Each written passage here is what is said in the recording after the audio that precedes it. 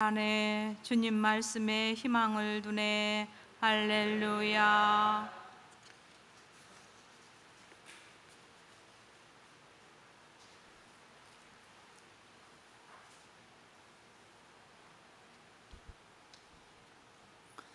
주님께서 여러분과 함께 또한 부재의 영과 함께 마테오가 전한 거룩한 복음입니다. 주님 영광 받으소서.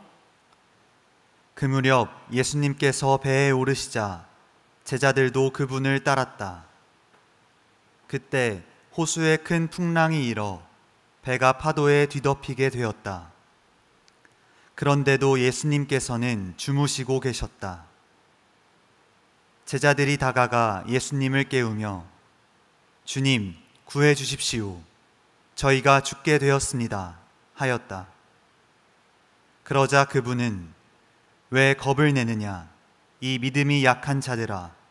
하고 말씀하셨다. 그런 다음 일어나셔서 바람과 호수를 꾸짖으셨다. 그러자 아주 고요해졌다. 그 사람들은 놀라워하며 말하였다. 이분이 어떤 분이시기에 바람과 호수까지 복종하는가? 주님의 말씀입니다. 그리스도님 참여합니다.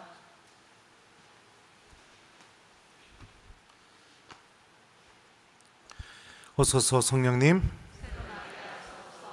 주님 구해 주십시오. 저희가 죽게 되었습니다. 안녕하세요.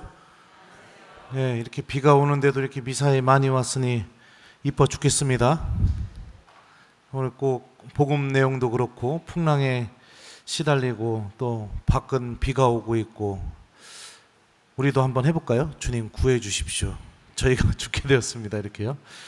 네, 오늘 복음이 선포된 내용이 어떻게 위치를 하고 있는지 여러분들 좀 이해를 돕기 위해 설명을 해드릴게요. 마태복음 8장은 예수님이 산에서 산상설교를 마치시고 내려오시자마자 마치 구약에서 모세가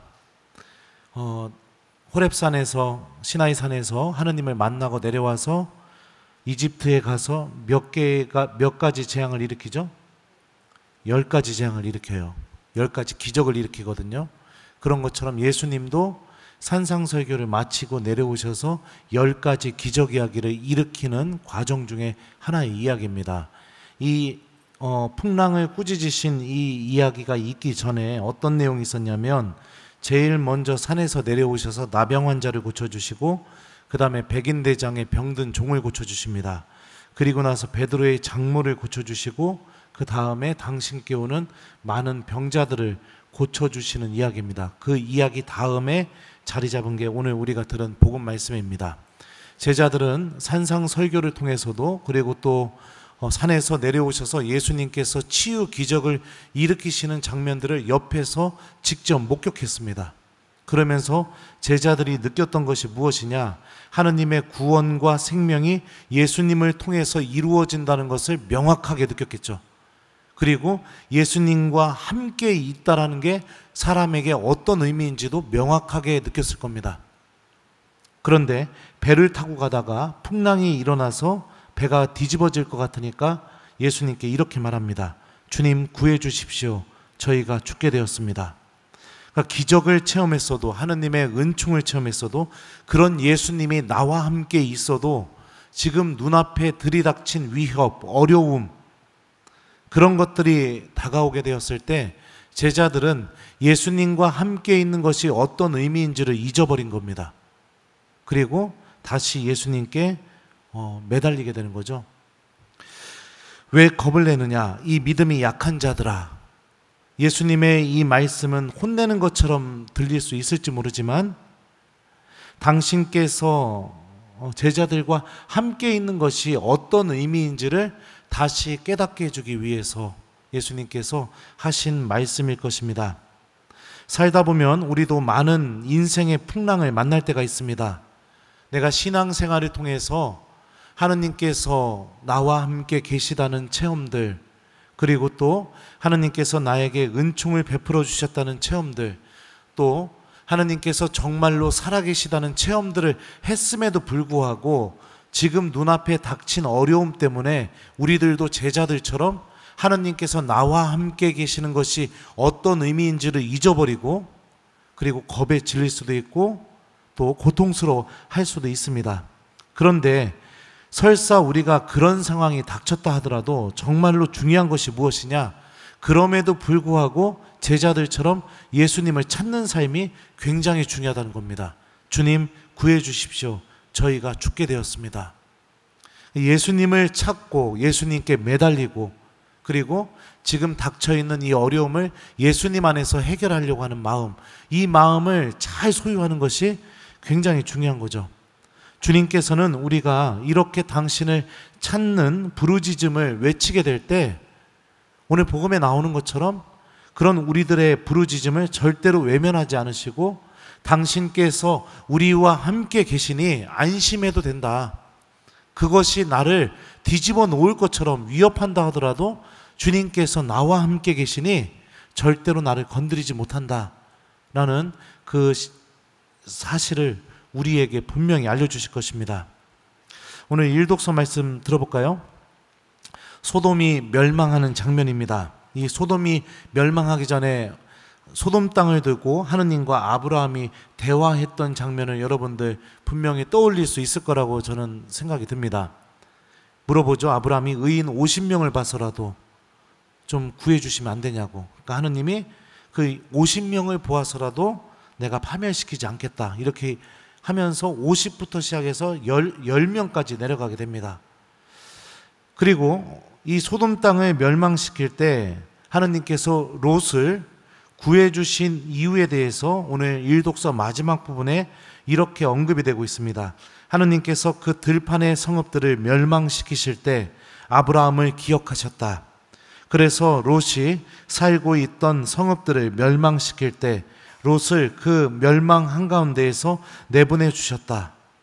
자, 그러니까 하느님이 아브라함을 기억하셨다는 것은 어떤 걸 의미할까요? 아브라함이 소돔 땅을 두고 하느님께 간청했던 사실을 기억했다는 것을 우리가 쉽게 생각할 수 있죠. 기도는 보통 우리가 하느님과의 대화라고 이야기하고 있습니다. 그렇죠? 네. 우리가 오늘 일독서 말씀을 통해서 빗대어 본다면 우리가 하느님과 대화하는 그 기도 시간이 무의미하지 않다라는 것을 우리가 알 수가 있습니다. 하느님도 아브라함과 대화하셨던 내용을 기억하셔서 롯을 소돔 땅에서 구해주신 것처럼 우리들이 하느님 앞에 앉아서 하고 있는 이 기도 내용은 모두 하느님께 기억되고 있습니다. 절대로 그냥 흘려 넘어가는 적이 없다는 것이죠. 그리고 결정적인 순간마다 주님께서는 내가 당신을 찾으면서 기도했던 그 기도의 내용을 반드시 열매로 맺어주신다는 것을 일독서를 통해서 우리가 생각해 볼 수 있습니다. 가장 고통스럽고 삶의 풍랑이 우리들을 뒤흔들 때 그때도 주님 구해 주십시오 라고 하느님을 찾는 마음, 그리고 내가 평상시에 하느님과 대화하면서 기도하고 있는 이 삶, 이 두 가지가 어떤 힘을 우리에게 드러내는지를 오늘 독서와 복음이 우리에게 명확하게 알려주고 있죠. 기도를 중단해 버린다는 것은 이 신비를 내 스스로 중단해 버린 것과 같은 것입니다. 일상의 기도가 정말로 소중합니다. 내가 의무처럼 바치는 기도일지 모르지만 그래도 그 기도하면서 주님께 드렸던 그 모든 말씀들은 하느님의 기억 안에 간직되고 있습니다. 그리고 그렇게 하루하루 하느님을 찾으면서 기도하는 삶이 결정적으로 삶의 풍랑이 나를 뒤집어 엎으려고 할 때 우리가 예수님을 바라보고 예수님을 찾을 수 있는 마음을 우리 안에 불러 일으켜 줍니다. 기도하는 삶은 우리에게 하느님께서 우리와 함께 계시다는 것을 반드시 체험시켜주는 열매를 맺어줍니다. 이게 우리가 기도해야 되는 이유입니다.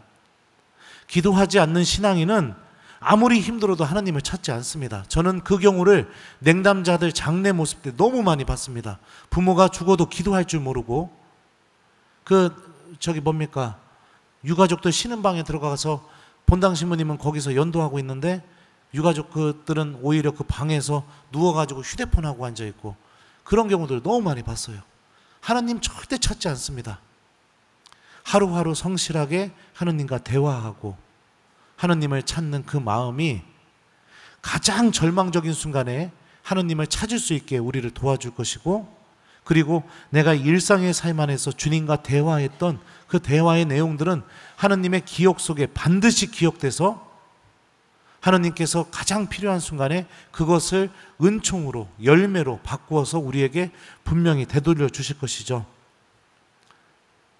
주님께서는 우리들의 그 목소리를 단 한 번도 허투루 듣지 않으신다는 것을 기억하면서 우리 모두 오늘 말씀을 통해 하루하루 성실하게 주님을 찾는 신앙인이 되도록, 그리고 그 하루하루 성실하게 찾았던 그 모습이 가장 힘들고 어려울 때 내가 하느님을 바라볼 수 있게 해주는 은총이 될 수 있도록 이 지향을 갖고 기도하는 삶을 중단하지 않는 하느님의 자녀가 되도록 노력해 봤으면 좋겠습니다.